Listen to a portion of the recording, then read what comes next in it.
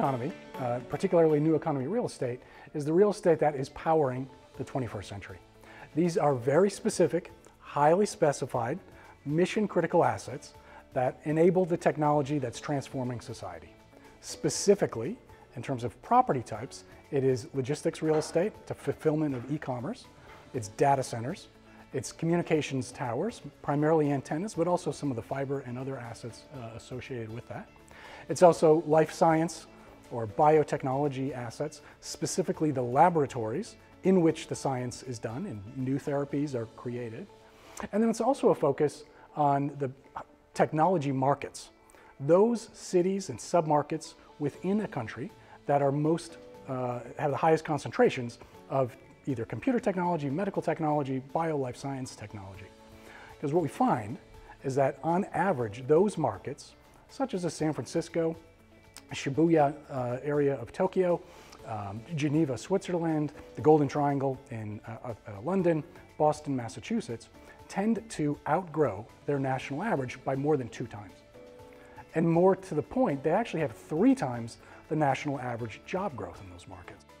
More demand, more people working in these facilities makes for more demand for the real estate assets. CenterSquare has a very long history of operating in the global listed real estate markets. We underwrite the entire universe, and so we're very familiar with the intricacies and the portfolios of every one of these individual global REITs.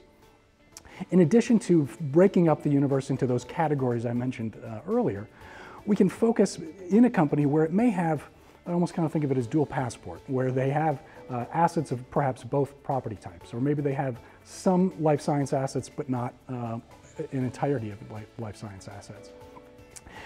Knowing the companies, knowing exactly where their assets are located, the types of assets that they have, meeting with management teams, spending time walking the properties themselves, we have a very good understanding of which fit the theme and which do not fit the theme. So what we do is we score them across the factors of how much technology they have. Is it the relevant technology? Is it the maybe good technology for today, but is it for tomorrow's technology? We boil that down into a score, qualitative score, that then allows us to rank the companies, in addition to cutting the universe by property sector, as I mentioned earlier.